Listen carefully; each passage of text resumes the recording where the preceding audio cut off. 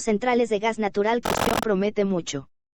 Dado que se alimentaría de elementos disponibles en grandes cantidades, como el hidrógeno, el combustible sería barato y abundante. El principal tipo de hidrógeno que se utiliza en la fusión puede extraerse del agua del mar, y hay suficiente para satisfacer las necesidades energéticas del mundo durante muchos cientos de años. Los productos residuales de la fusión serían radiactivos durante cientos de años, no durante cientos de miles de años como los restos de plutonio y otros elementos procedentes de la fisión. Además, su grado de peligrosidad sería muy inferior, más o menos similar al de los residuos radiactivos de los hospitales. No se producen reacciones en cadena que puedan descontrolarse, pues la fusión cesa en cuanto se deja de suministrar combustible o se apaga el dispositivo que contiene el plasma.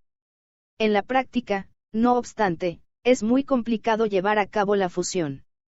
Los científicos nucleares cuentan un viejo chiste: la fusión está a 40 años vista, y siempre lo estará. Reconozco que he empleado la palabra chiste en un sentido muy amplio. Uno de los grandes obstáculos reside en que hace falta tanta energía para iniciar la reacción de fusión que con frecuencia es mayor la cantidad que se gasta en el proceso que la que se obtiene. Por otro lado, como cabe suponer dadas las temperaturas necesarias, construir un reactor supone un enorme reto de ingeniería. Ninguno de los que ya existen están diseñados con el propósito de generar electricidad para los consumidores. Se utilizan solo con fines de investigación. El mayor proyecto actualmente en construcción, una colaboración entre la Unión Europea y 6 países más, es una instalación experimental situada en el sur de Francia y conocida como ITER. Las obras se iniciaron en 2010 y siguen en marcha. Se espera que, a mediados de la década de 2020, ITER genere plasma por primera vez y que produzca exceso de energía, 10 veces más de la que necesita para funcionar, a finales de los 30. Ese momento representará para la fusión lo que el primer vuelo de los Wright para la aviación, un paso de gigante que allanará el terreno para la construcción de una central comercial piloto. Por otra parte, se están desarrollando innovaciones que podrían conseguir que la fusión resultara más viable. Por ejemplo, sé de empresas que están sirviéndose de superconductors de alta temperatura para generar campos magnéticos mucho más potentes con el propósito de contener el plasma. Si este sistema da resultado, nos permitirá construir reactores mucho más pequeños y, por tanto, más baratos y más rápidos. Pero la cuestión clave no es que alguna empresa en concreto dé con la idea revolucionaria que necesitan la fisión o la fusión nucleares. Lo esencial es que el mundo se tome en serio una vez más la necesidad de realizar progresos en el campo de la energía nuclear. Promete demasiado para pasarlo por alto. Eólica marina. Instalar turbinas eólicas en el mar o en otra masa de agua ofrece varias ventajas. Muchas grandes ciudades se encuentran cerca de la costa, lo cual permite generar electricidad más cerca de los lugares donde se consumirá y reducir así los problemas de transmisión. Los vientos marinos suelen ser más constantes, por lo que el inconveniente de la intermitencia se reduce. A pesar de estas ventajas, la energía eólica marina hoy en día representa solo una porción minúscula de la capacidad mundial de generación de electricidad. Un 0,4% en 2019. La mayor parte de estas turbinas se encuentran en Europa, más concretamente en el Mar del Norte. Estados Unidos cuenta únicamente con 30 megavatios instalados, y todos en un parque eólico cercano a la costa de Rhode Island. No olvidemos que Estados Unidos consume alrededor de 1,000 gigavatios, lo que significa que la eólica marina proporciona aproximadamente 1,32 de la electricidad del país. Este sector solo puede ir a más. Algunas compañías están descubriendo maneras de fabricar turbinas de mayor tamaño, para que cada una genere más energía, y superando algunos de los desafíos de ingeniería que implica la colocación de objetos metálicos voluminosos en el mar. A medida que estas innovaciones hacen bajar los precios, los países instalan más turbinas. El uso de la energía eólica marina ha crecido a un ritmo medio anual del 25% en los últimos 3 años. En la actualidad, el Reino Unido es el principal usuario mundial de esta energía, gracias a las subvenciones con que el gobierno, astutamente, ha alentado a las compañías a invertir en ella. China está realizando grandes inversiones en la eólica marina y con toda probabilidad se convertirá en el mayor consumidor de esta energía antes de 2030. Estados Unidos cuenta con numerosas zonas favorables para el aprovechamiento del viento marino, sobre todo en Nueva Inglaterra, el norte de California y Oregón, la costa del Golfo de México y los Grandes Lagos. En teoría, podríamos generar hasta 2,000 gigavatios de energía eólica marina, más que suficiente para cubrir nuestras necesidades actuales. Sin embargo, con el fin de aprovechar este potencial, tendremos que simplificar los trámites para la instalación de las turbinas.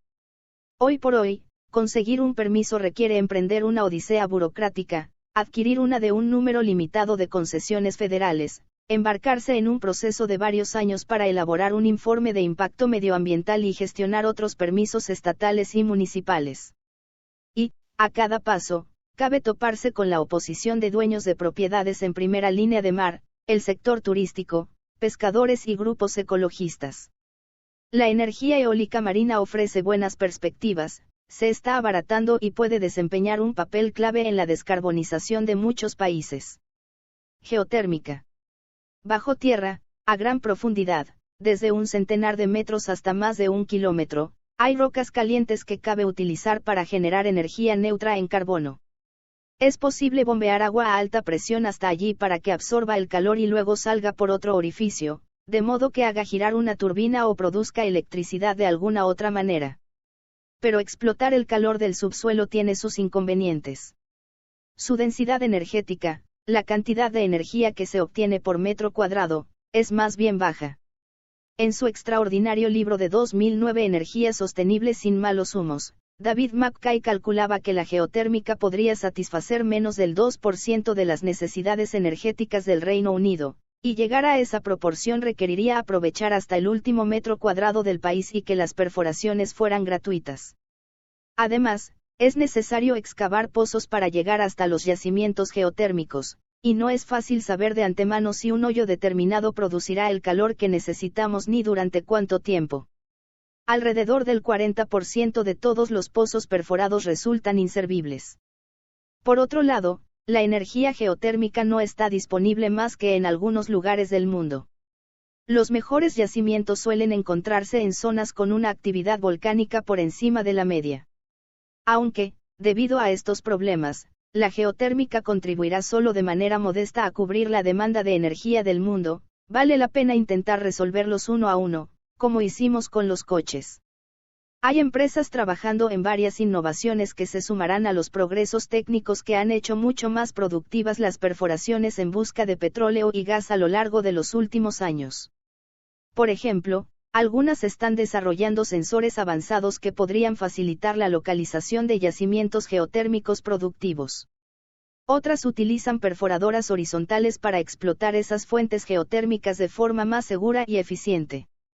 Es un gran ejemplo de cómo una tecnología creada originalmente para la industria de los combustibles fósiles puede ayudar a conducirnos hacia las cero emisiones. El almacenamiento de la electricidad baterías.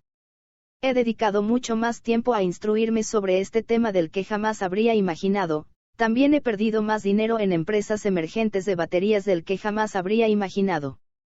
Para mi sorpresa, a pesar de todas sus limitaciones, las baterías de iones de litio, las que usan los ordenadores portátiles y los teléfonos móviles, son difíciles de mejorar.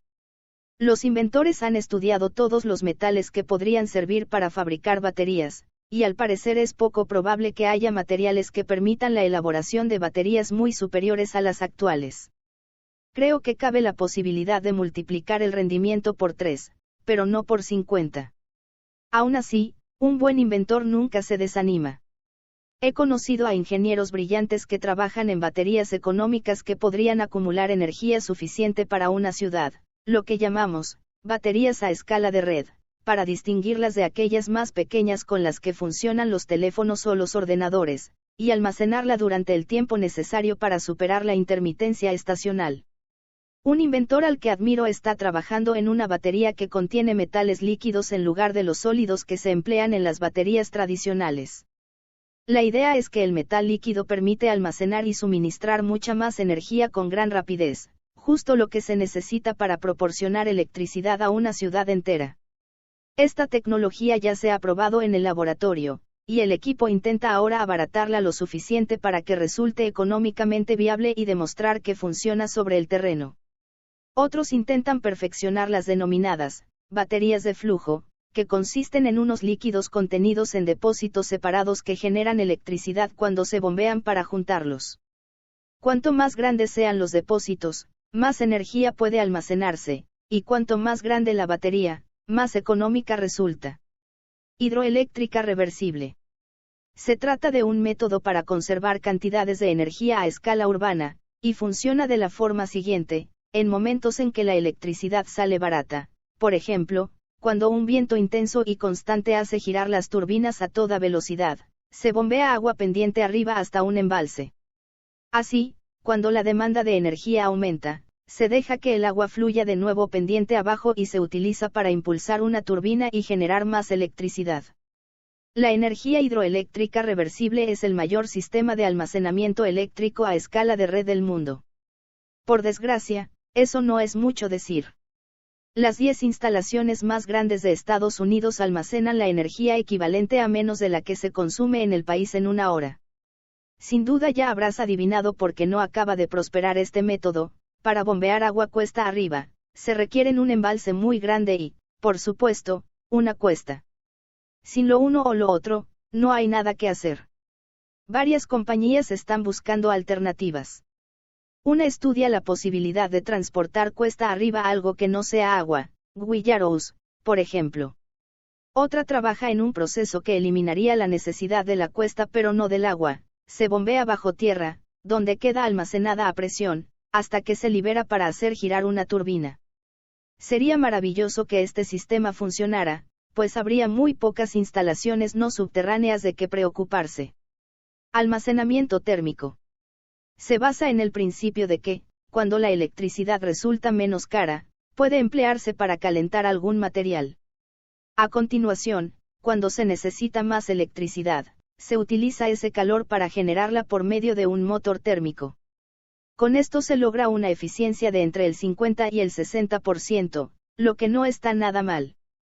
Los ingenieros conocen numerosos materiales que permanecen calientes durante largo tiempo sin perder mucha energía. El enfoque más prometedor y que centra la atención de varios científicos y empresas consiste en almacenar el calor en sal fundida. En TerraPower intentamos descubrir cómo utilizar la sal fundida para que, si conseguimos construir una central, no tengamos que competir durante el día con la electricidad de origen solar. La idea es acumular calor durante las horas de sol y convertirlo en electricidad por la noche, cuando no hay energía solar barata disponible. Hidrógeno barato. Confío en que conseguiremos grandes avances en materia de almacenamiento. Pero también cabe la posibilidad de que surja alguna innovación que haga que todas estas ideas queden obsoletas, del mismo modo que la aparición del ordenador personal hizo prácticamente innecesaria la máquina de escribir. El hidrógeno barato tendría este efecto en el almacenamiento de electricidad. El motivo es que el hidrógeno constituye un ingrediente esencial de las pilas de combustible. Estas obtienen energía de una reacción química entre dos gases, por lo general hidrógeno y oxígeno, sin más subproducto que el agua. Podríamos producir hidrógeno utilizando la electricidad procedente de un parque eólico o solar, almacenar el hidrógeno como gas comprimido o en alguna otra forma, y luego introducirlo en una pila de combustible para generar electricidad en función de la demanda de cada momento. A efectos prácticos, estaríamos usando electricidad limpia para crear un combustible neutro en carbono que podría guardarse durante años y transformarse de nuevo en electricidad en el instante en que haga falta. Además, esto solucionaría el problema del emplazamiento que he mencionado antes. Aunque no sea posible cargar luz del sol en un vagón de tren, puede convertirse en combustible y luego transportarse del modo que se prefiera. El problema es el siguiente: ahora mismo resulta caro producir hidrógeno sin emitir carbono. No es tan eficiente como almacenar la electricidad directamente en una batería, porque primero hay que emplear electricidad para fabricar hidrógeno y luego usar el hidrógeno para producir electricidad. Con tantos pasos, es inevitable perder energía por el camino. Por otra parte, el hidrógeno es un gas muy ligero, por lo que almacenarlo en un recipiente de tamaño razonable es complicado. Resulta más fácil guardar un gas si se presuriza. Esto permite meter una cantidad mayor en un recipiente del mismo volumen, pero las moléculas de hidrógeno son tan pequeñas que, cuando se encuentran bajo presión, pueden llegar a atravesar los metales. Es como si el depósito perdiera gas poco a poco mientras se está llenando. Por último, el proceso de obtención de hidrógeno, llamado electrólisis, también requiere diversos materiales, conocidos como electrolizadores, que son bastante caros. En California, donde ya circulan coches de pila de combustible, el precio del hidrógeno equivale a pagar $47 por litro de gasolina. Por consiguiente, los científicos están experimentando con materiales más baratos que puedan servir como electrolizadores. Otras innovaciones: captura de carbono. Una posibilidad sería seguir produciendo electricidad como hasta ahora, con gas natural y carbón, pero absorbiendo el dióxido de carbono antes de que llegue a la atmósfera. A esto se le denomina captura y almacenamiento de carbono, y requiere la instalación de dispositivos especiales en las centrales de combustibles fósiles para que capten las emisiones. Estos sistemas de captura in situ ya existen desde hace décadas, pero tanto su compra como su funcionamiento resultan costosos. Por lo general capturan solo el 90% de los gases de efecto invernadero correspondientes, y las compañías energéticas no obtienen beneficio alguno por instalarlos. Así pues, son muy pocos los que están operativos. Las políticas inteligentes podrían incentivar la captura de carbono, un tema al que volveremos en los capítulos 10 y 11. Antes he mencionado una tecnología relacionada, la captura directa de aire. Como su nombre indica, consiste en absorber el carbono directamente del aire. La DAC es más flexible que la captura in situ porque puede realizarse en cualquier parte. Además, con toda probabilidad, resultará fundamental para alcanzar la meta del cero. Según un estudio de la Academia Nacional de Ciencias de Estados Unidos, tendremos que retirar cerca de 10,000 millones de toneladas de dióxido de carbono al año antes de 2050, y unos 20,000 millones antes de fin de siglo. Sin embargo, la DAC presenta un desafío técnico mayor que la captura in situ, debido a la baja concentración de dióxido de carbono en el aire. Cuando las emisiones proceden de una central de carbón, salen muy concentradas, con una proporción de dióxido de carbono del orden del 10%, pero una vez en la atmósfera, donde actúa la DAC, se dispersan por completo. Si elegimos al azar una molécula del aire, la probabilidad de que se trate de dióxido de carbono sería de solo 1 entre 2500. Hay empresas que investigan nuevos materiales que absorben mejor el dióxido de carbono, lo que contribuirá a que tanto la captura in situ como la DAC resulten más baratas y eficaces. Por otro lado, los sistemas actuales de DAC requieren mucha energía para atrapar los gases de efecto invernadero, acumularlos y almacenarlos de forma segura. Es imposible realizar todas estas tareas sin gastar algo de energía. Las leyes de la física establecen una cantidad mínima para ello. No obstante, la tecnología más reciente emplea mucha más, lo que significa que aún existe un gran margen de mejora. Consumir menos. Solía mofarme de la idea de que un uso más eficiente de la energía podía tener algún efecto apreciable sobre el cambio climático. Mi razonamiento era que, si dispusiéramos de recursos limitados para reducir las emisiones, y así es, conseguiríamos un mayor impacto acercándonos a las cero emisiones que invirtiendo mucho en intentar disminuir la demanda de energía. Si bien no he abandonado del todo este punto de vista, lo suavicé cuando comprendí cuántos kilómetros cuadrados de terreno harán falta para generar electricidad a partir del sol y el viento. Un parque solar requiere una superficie entre 5 y 50 veces mayor que una central de carbón para generar la misma cantidad de electricidad, y un parque eólico necesita 10 veces más terreno que uno solar. Debemos hacer todo lo posible por incrementar las probabilidades de lograr un 100% de energía limpia. Y esto nos resultará más fácil si reducimos la demanda de electricidad siempre que podamos. Cualquier medida que nos ayude a limitar la magnitud de nuestro objetivo es útil. Existe otro método relacionado que se denomina desplazamiento de la carga, o desplazamiento de la demanda, y que consiste en hacer un uso más coherente de la energía a lo largo del día. Si lo aplicáramos a gran escala, el desplazamiento de la carga implicaría un cambio radical en nuestra manera de entender la electricidad en la vida cotidiana. Ahora mismo, tendemos a generarla cuando la necesitamos. Por ejemplo, de noche las centrales eléctricas funcionan a toda máquina para iluminar las ciudades.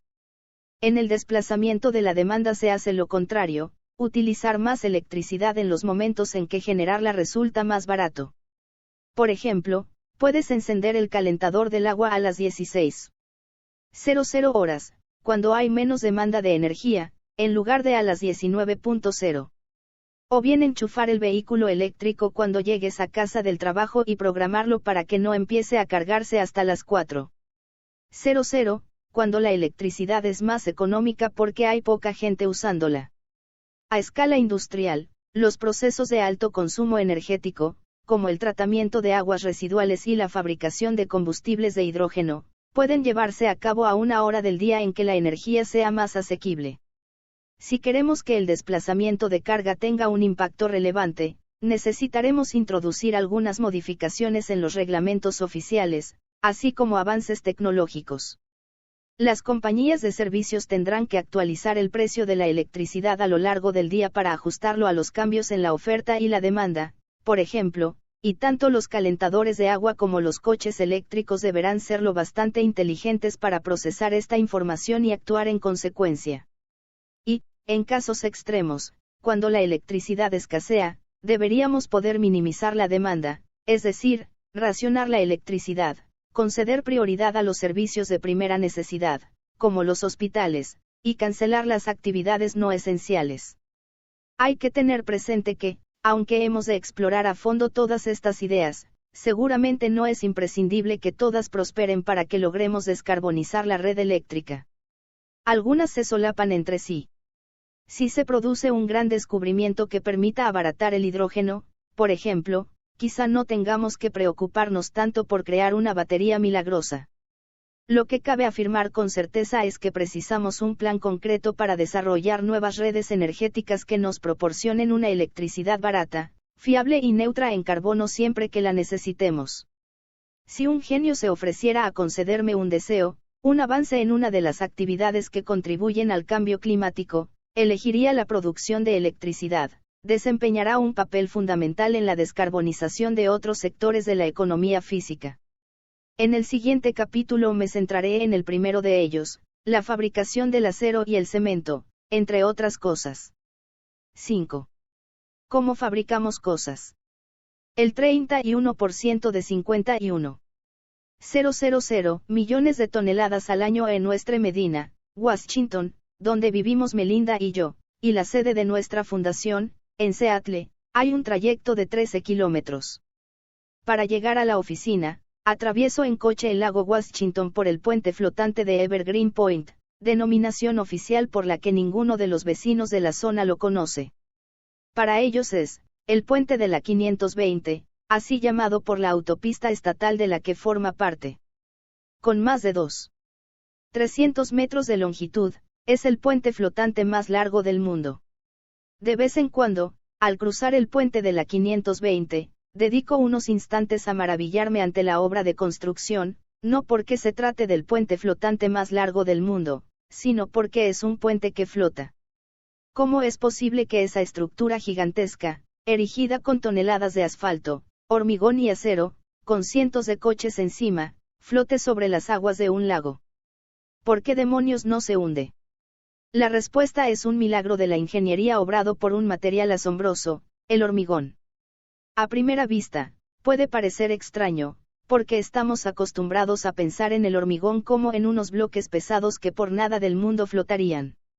Aunque es verdad que a menudo el hormigón se fabrica así, lo bastante sólido para absorber radiación nuclear en las paredes de un hospital, en ocasiones también se le da una forma hueca, como la de los 77 pontones estancos y llenos de aire que sustentan el puente de la 520.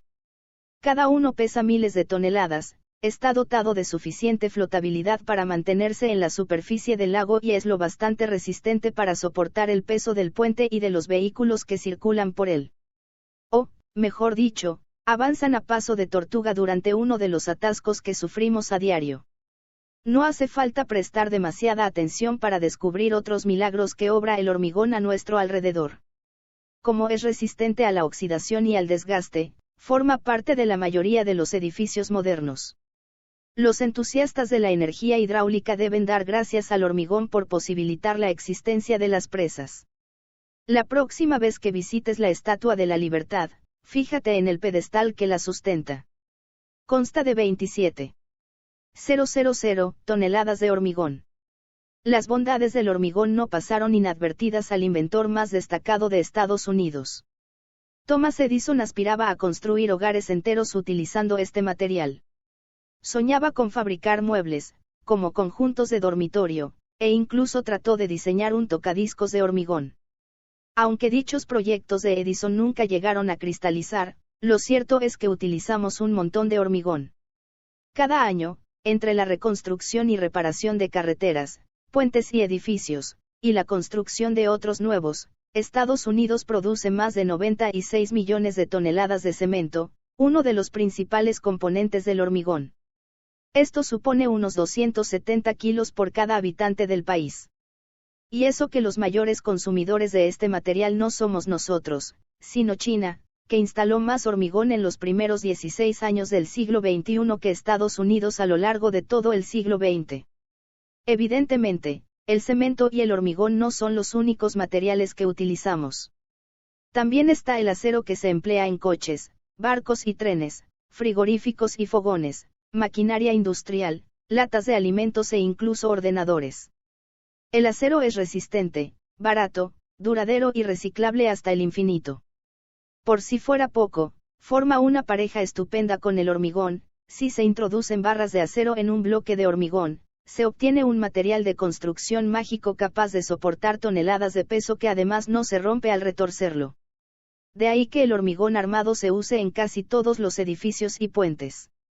Los estadounidenses consumimos tanto acero como cemento, lo que supone otros 270 kilos por persona al año, sin contar el acero que se recicla para su reutilización. Los plásticos son asimismo materiales asombrosos. Se encuentran en tantos productos, desde ropa y juguetes hasta muebles, pasando por vehículos y teléfonos móviles, que resulta imposible enumerarlos todos. En la actualidad, tienen mala reputación, lo que en parte se haya justificado. Por otro lado, son de lo más útiles. Mientras escribo este capítulo, sentado a mi escritorio, veo objetos de plástico por doquier: el ordenador, el teclado, la pantalla, el ratón, la grapadora, el teléfono y un largo etcétera. Los plásticos son lo que permite que los coches de bajo consumo sean tan ligeros. Si bien confieren al vehículo hasta la mitad de su volumen total, solo representan el 10% de su peso.